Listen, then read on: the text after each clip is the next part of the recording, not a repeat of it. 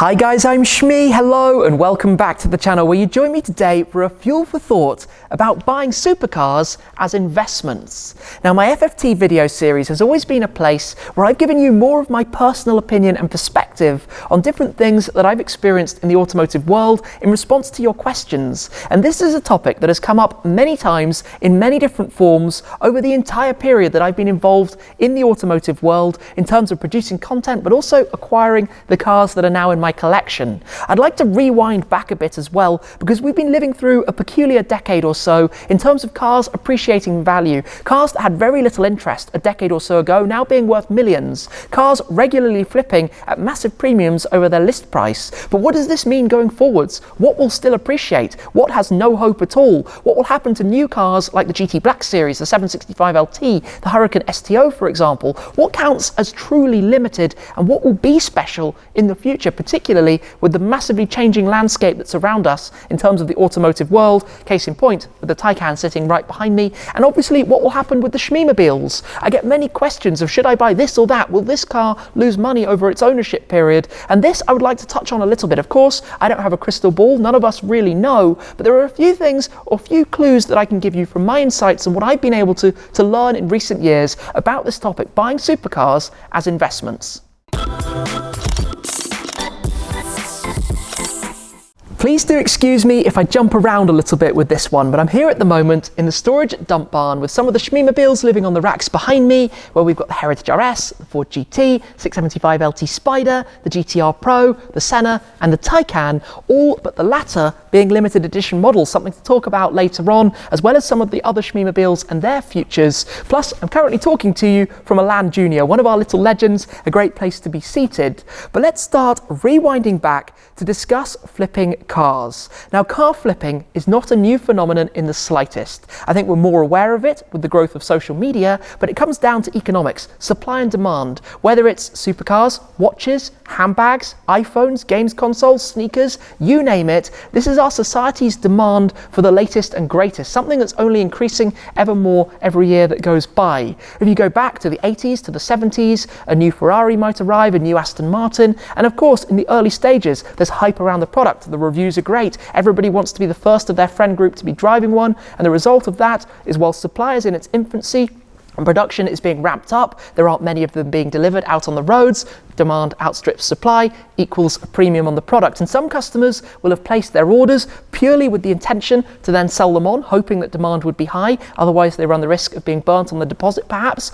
Others might have intended to use the car as it was built to be done, but then as a result of the premiums out there on the market, decide that they can't resist the additional profit. And I don't think that's a totally unreasonable approach to many people. Perhaps buying a car but then potentially receiving 50% extra on the sale price might be a very large amount of money despite what their original intentions were. This is growing more and more. With the rise of social media, I think we want things now, even more than ever. The latest and greatest, the fastest, whatever it might be. And the response to that from manufacturers is now to increase models at a more rapid rate, to build more of them than ever. If you go back 5 to 10 years ago, McLaren were launching new cars in a way that people couldn't even really understand the entire model portfolio and what car sat where. We see this now with Ferrari, launching more models of cars than we've ever seen per year before in their history, and building more as well. Limited editions have changed. Where it might have been 100 of a car or 200, now it might be 800 or 1,000. The growth in response to the demand purely created by the customers, but particularly over the last decade or so. And this is a response to what's happened in the financial markets. When things went wrong in 2008, a lot of people felt much more comfortable putting money into a physical asset, a car that they could enjoy. In many countries, capital gains exempt in terms of the tax if you were to sell the car at a profit, different things all around the world, so I can't possibly get into all of that, but completely different to putting money into the stock markets or banks, where at that stage it was largely unknown due to what was going on. The result of that is that cars changed, cars that people didn't really want originally. And you know, let's rewind. Back in the 90s, McLaren couldn't sell all of the F1s. They sold 64 of maybe 300 that they wanted to build at the time.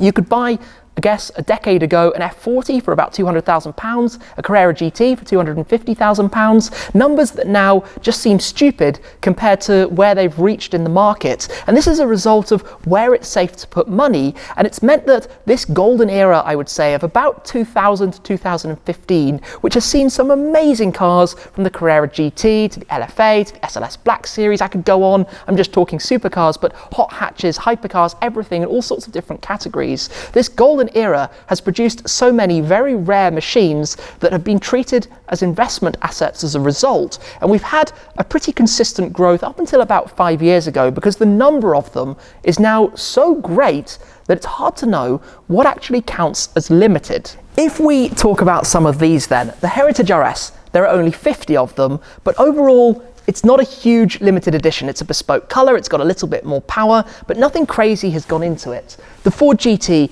a seriously bespoke car, no limited number, but it will be about 1,300 or so. Something very special, built for a purpose, to go racing, and you can probably see where that might come in. But the 675 LT Spider, one of over 1,000 of the coupes and Spiders. Taycan, of course, there'll be loads of those. That's not one to discuss at all. Senna, one of 500, but even 500 in the modern era is actually quite a lot when you consider the price point. AMG GTR Pro, one of 750 of a Mercedes. Perhaps that's not so many, but these are the numbers we're getting more familiar with. If you go back a little bit to the SLS Black Series, 350 of them, not that many. If you look at some of the rare Ferraris, 16M was 499, 599 GTO, 599. Then we have the F12 TDF, 799. Numbers ever so steadily rising. Even the hypercars, 500 LaFerraris, 400 Enzos, 350 F50s. You see a bit of a pattern and trend. Things like the F40, as I mentioned, 1,100 or so of them produced in total. Or was it 1,300? Either way, over 1,000 of them made. Cars that back not all that long ago could be bought for not that money, because the people who had those on posters weren't really yet old enough to acquire them. And this is a trend that you see through time. It goes in waves, and things that are much older, I think, will be less of demand in the future, and all of this will be impacted as well depending on regulations, depending if we are indeed all forced into EVs and none of these can ever be driven again. Personally, for example, I think the Senna is fantastic. One of the greatest engine only, combustion engine only, obviously twin turbo V8, non-hybrid, non-electric, track cars that was road legal. A pretty significant headline figure, so to speak. The Heritage RS, like I said, it might not be the biggest special edition, but only 50 of them made to commemorate the 50th anniversary of the Escort Mark I back in 1968. The Ford GT, again, with its racing history, and you've got to think as well, there were over 4,000 of the 2005 cars, and about a quarter of that number of the 2017 car. So you can see that there will potentially be some demand there. Not that I necessarily think that these are good investments overall, but the game has changed. The numbers of these cars has changed, and it puts a very different perspective on things, on what counts as a limited edition. And if we talk about some of the new models on the horizon, I mentioned a few of them. AMG GT Black Series, there'll be nearly 2,000 of those. McLaren 765 LT, whether coupe or Spider, there'll probably be, well, 1,530 of each, because it's 765 coupes and Spiders, 1,530, sorry, plus some additional special models. Hurricane STO, not necessarily a limited number, but I'd bet again in the region of 2,000 cars. These are massive numbers for the performance derivatives, cars that are actually quite uncomfortable to use on the road, and that's something we forget, that sometimes the normal versions are actually nicer cars. The track versions, unless you're driving them at 10 out of 10 on the track, don't necessarily serve the purpose. They tend to have much harsher rides, they tend to have harnesses and cages which take away luggage space and make it a little bit more of a hassle. They tend to be noisier and less comfortable overall, so they don't really make all that much sense. Yet we have this demand for the latest and greatest, as I said, that hype for the car that set this record or that record, the car that is the rarest for this reason, or the car that hopefully, for a lot of people, isn't going to lose so much money. Now this comes back round almost full circle to what's the future going to be? If you have 2,000 of each of these 3 special edition cars, are there the customers for that in a world which economically is not great considering what's been going on during 2020, but also in a world where for not all that long might we actually be able to drive them everywhere? Who knows what's going to happen on that front? I certainly don't. I'm sure many of you don't. It's all guesswork and crystal ball work. But prices are also rising significantly. The GT Black Series costs me twice what the GTR Pro costs, which I personally think is insane. I think I'm crazy, but I love the car. I've loved my AMG GTs, so it makes sense. But from my experience, and I can actually use the GTR Pro as a proper example here. A lot of people asked me when they received allocations for these, out of the 750 cars, did I think that they would be able to make money on them? Did I think they would be able to flip a GTR Pro? And in exactly the instance I just explained, this is even more track focused, and for the road, a less good car to drive than the regular GTR, which is why I have the GTR Roadster as well. The splitter is lower and it scrapes, the ride is much firmer, you have the clunks of the cage in the back, and all sorts of things that just change the usability of the car. And at the time, I was pretty adamant that it was going to depreciate, and lo and behold, it's about a year old. I've probably lost £50,000 on it, which is not great, and I don't feel good about that in the slightest, but I very much enjoy owning it, which is part of the process. You see the videos, you see how much fun I have, especially with this car out at the Nürburgring. So I guess I could say I was right in that respect. And I think with a car like the GT Black Series, the number of people who have said to me, hey, I've got an allocation, how much money will I make? Unfortunately, I don't think that's how it's going to work anymore. I think those kind of future cars, while they are fantastic, I don't think they have the investment potential of the older things like LFAs. I would love an LFA. There was a time I was offered one for about £200,000. Now they cost £400,000 to £500,000, which is clearly, well, it makes me stop and think about whether I should purchase one. I bought an SLS Black Series, as you know. I paid more than that car cost 6 years, 7 years before, about a 50%, something like that, a little bit less premium over what its new list price would have been, but it was a car I was very keen to add myself, and I wanted to drive and I wanted to use in the videos as you've seen, so to me it was worth it. But I think overall we've had this bloom, we've had this bubble, this crazy period, but now there are so many out there that it has to burst, it has to settle at least and slow down. But I think these new cars, which have OPFs, which are quieter, which are held back by restrictions, but also lose an emotional connection, often in favour of performance numbers, and they've got to silly levels where you can't drive them on the road, and not everybody wants to drive them on the track. They've almost in some ways gone full circle and a bit lost the plot of what people actually want. And one of the biggest topics around this was Speciale versus 488 or Pista, because the Speciale had the 4.5 litre naturally aspirated V8, the Pista has the 3.9 litre twin turbo V8, massively faster, almost 200 horsepower more, but Speciale values have held at about the same figure, and now both cars are about the same, despite one being much older and the previous generation than the other, because of the emotion, because of the rawness, because of the feel. And you see this with so many different models as well. The super rare limited stuff, Murcielago SVs, let's talk about those. They intended to make 350, they made 185 because the customers weren't there. Similarly to the McLaren F1, when cars weren't in massive demand 10 years ago, I think it came out in about 2009, 2010. Actually, I know it did, because my first ever video on the channel was a 458 Italia and a Murcielago SV in January 2010, when it had recently been introduced. The demand wasn't there back then because people bought cars expecting them to depreciate, so they only bought them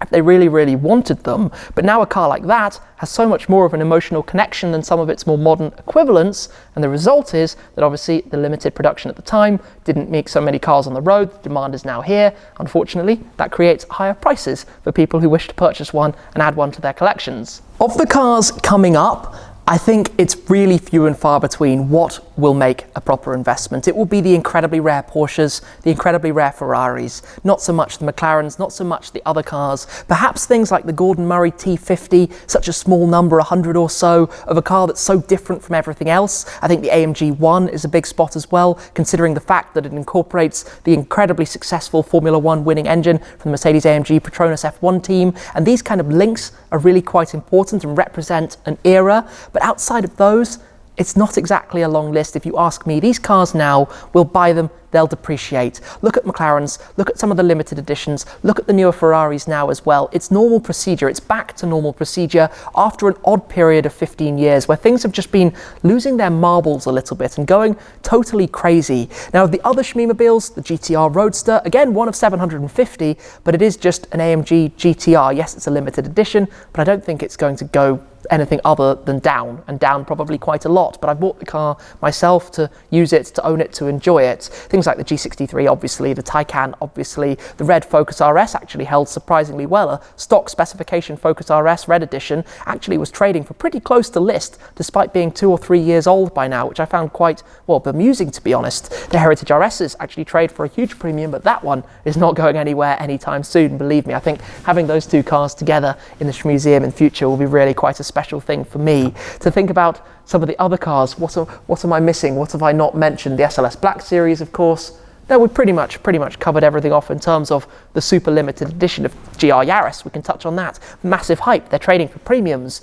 Long term, though, they're going to be making 25,000 of them. Of course, it's going down. That's what those cars do. So unless you want the quick flip for other people seeking the latest and greatest, where you might be able to, but often that would be against the terms of the buying conditions from the dealership, so that's a top thing to discuss as well in some respect. But the GR Yarises aren't going to keep their value long term. Of course, it's a normal car, a mass-produced car. That's what happens, and so many more of these cars still stick in our minds as limited edition, even though in reality they are now more mass-produced, and they're mass-produced heading into a world where the numbers have got too quick and the usability is going to perhaps potentially evaporate in front of us. Who even knows? And obviously most of my cars are right-hand drive, which poses another interesting question with the upcoming rule changes here in the UK and what we will be able to do, all predicting, but maybe we'll be banned from city centres with these kind of things in a decade or two. Maybe we'll be highly taxed, well, even more so than at the moment in terms of usage and the fuel prices that we have here in the UK. It's very hard to know what direction that's going to head with the cars. But as you know from my garage, nearly all of my cars are keepers, permanent additions to the garage. In fact, well, we can definitely say the 3 up top are here. The Senna probably will be as well. The GTR Pro might depart at some point. I guess when the GT Black Series is here, it would be awesome to have the trio of AMG GTs for a period, but it doesn't make sense long term, so we'll see how that's going to go. And of course the Taycan, I don't know if it'll be 3 months or if it'll be 3 years, depending how my experience of EV vehicles continues. But the investment world of cars overall, I think it's about to be returned to what it was, about to be returned to a world where it doesn't make sense to put money into cars. Like I said, I get a lot of people asking me if I buy a BMW M2 or a Porsche 911 Carrera GTS, will it hold its value? How much money will it lose? Well, these cars, they do lose, they do go down because the next generation is always better, it's faster, there are new cars available all the time, and that's what creates this change in history. It's when cars are truly special and when more of an age group can afford a car from the past that the values start to change. So maybe an M2 or an M2 Competition or an M2 CS